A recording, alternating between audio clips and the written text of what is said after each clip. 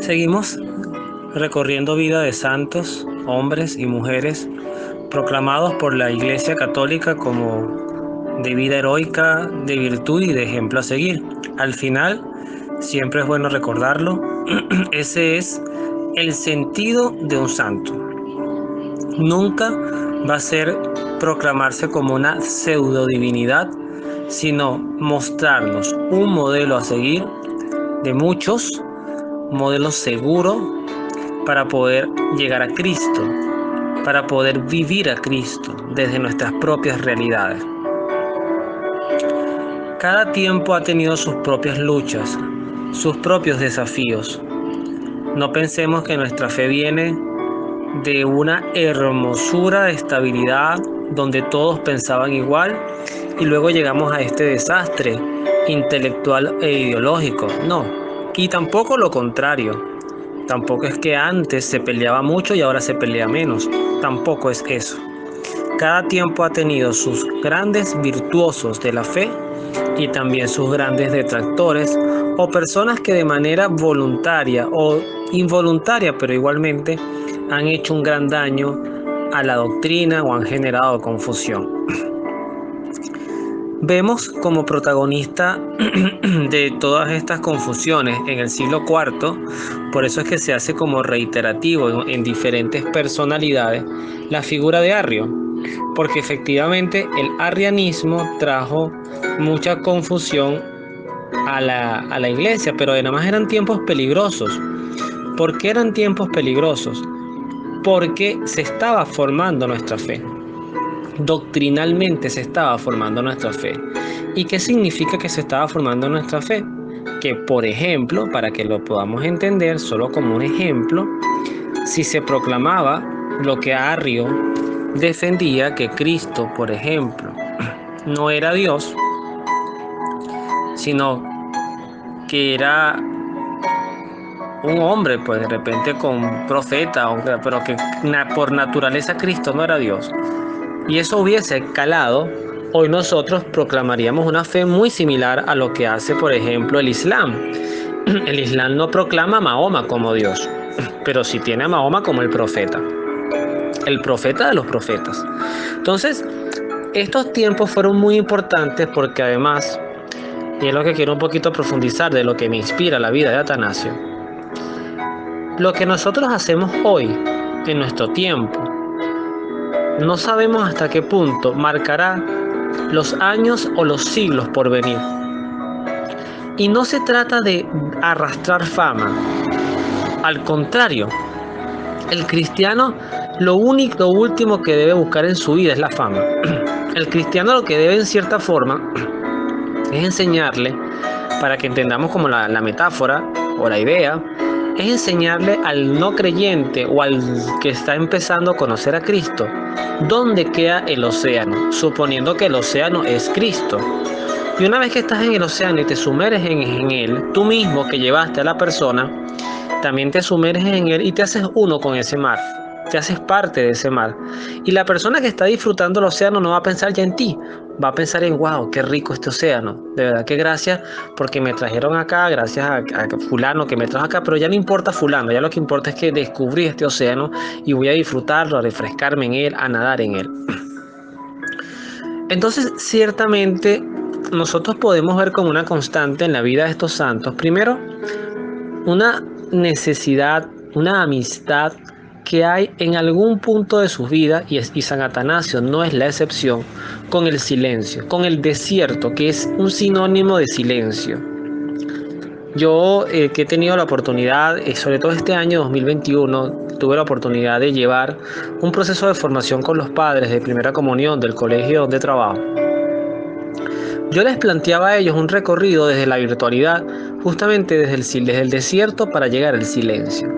Y uno de los grandes desafíos que nosotros tenemos, especialmente los que vivimos en ciudad, desde siempre, yo siempre he vivido en Caracas, por ejemplo, que es la capital de mi país, Venezuela.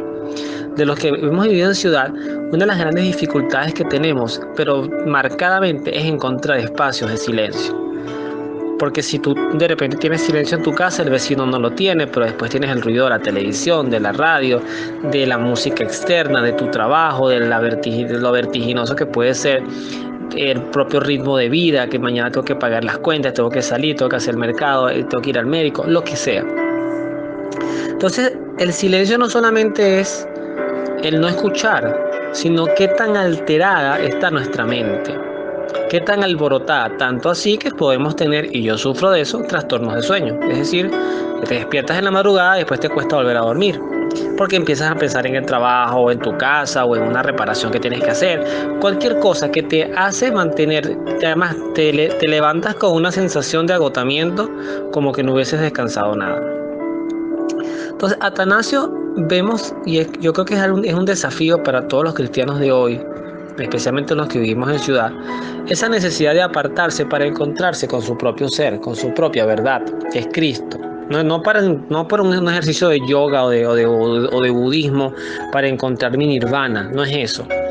Es tener un espacio de recogimiento donde yo pueda, a partir de él, reforzarme, llenarme de valor y luego volver, porque además fíjense, a Atanasio le pasa lo mismo que cuando Cristo se llevó al Tabor a Pedro, a Santiago y Juan para la transfiguración. Se transfiguran, ellos se quieren quedar ahí, pero después Cristo, el ángel le dice, o sea, Cristo, mejor dicho, cuando Pedro le dice que quiere hacer 3 chozas, Cristo no les hace mucho caso y se van, o sea, vuelven a la ciudad.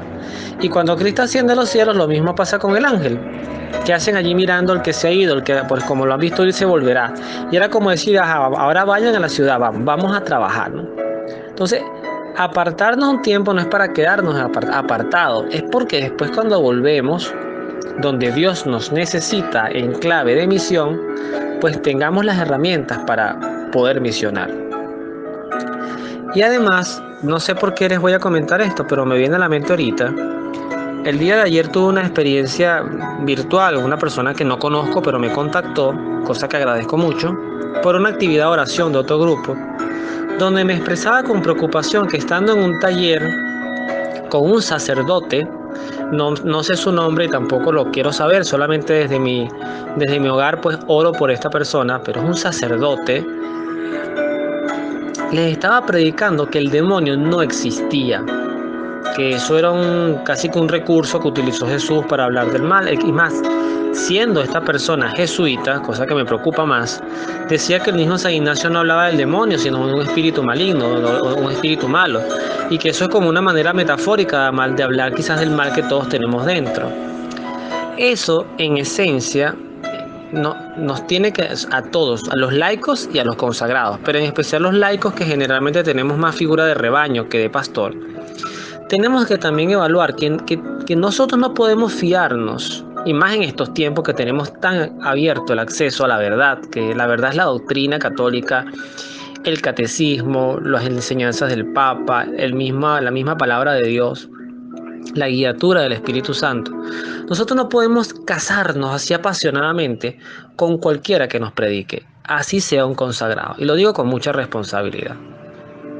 El consagrado administra sacramentos y eso sí es innegable, y los necesitamos y los amamos y les agradecemos toda su formación y toda su atención. Pero un formado, un consagrado que haga una mala transmisión del mensaje de Jesucristo hace el mismo flaco favor que le hacía Arriano con su arrianismo en los tiempos de Cristo. Y es a lo que le sale el paso a Atanasio. ¿Qué rescato de Atanasio de todo lo que he dicho? Que Atanasio tenía fidelidad a la doctrina, celo por la doctrina católica. Y para tener ese celo hay que conocer a la persona, hay que conocer al ser, o al pensamiento, o a la filosofía, o alguien llamaría hasta la ideología que estamos amando y defendiendo. San Atanasio también nos enseña que al ser cristianos estamos llamados al riesgo de la persecución, de no caer bien, de ser confrontados. Así que eso tampoco le tengamos miedo. No es que vamos a andar por la vida peleando con todo el mundo, por supuesto que no. Pero es importante saber que no estamos en esta vida para caer bien o para predicar lo que la gente quiera oír, sino que estamos aquí para transmitir, vivir y transmitir el amor de Jesús. El amor justo, puro, misericordioso, pero que también está cargado de verdad, que nos hace libres, que nos aleja de la esclavitud, especialmente del pecado. Así que a esta imagen de San Atanasio, pues que nosotros podamos construir en nosotros mismos primeramente y luego vivir en comunidad la iglesia de Cristo, que no está totalmente edificada, y voy a explicar por qué. La iglesia de Cristo doctrinalmente está edificada, está pensada, se sabe que Cristo es su cabeza, es santa porque Cristo es quien la preside, pero es una iglesia en construcción porque cada persona que nace se bautiza y es potencialmente un cristiano practicante, es un ladrillo en construcción. Es un ladrillo que falta en nuestra iglesia. Cada vida que viene al mundo es un bloque suelto que hay que colocar en los cimientos de la iglesia. Así que hay trabajo y podemos mirar a nuestra propia familia, a nuestras propias comunidades, hermanos, primos, padres. Tenemos que ser honestos con nuestra conciencia y ver cómo estamos ubicados en lo que es la vivencia y defensa de nuestra fe. Porque el tiempo no es finito, no es infinito. El tiempo es finito, este tiempo es finito. Y al ser un tiempo finito, tenemos que saber vivirlo. Tenemos que vivirlo con la claridad de que estamos llamados a una eternidad, pero que no es acá. Y que cada día lo que hacemos, que pudiera ser nuestro último día, pero cada día lo que hacemos es un caminar hacia una eternidad, con Dios o sin Él. Y es lo que tenemos que colocar en reflexión. Así que, gracias San Atanasio por tu testimonio corto pero valiente y por enseñarnos que lo más importante de todas las cosas que Dios nos puede dar en la vida es tener a Dios en nuestros corazones y en el corazón de nuestros seres amados.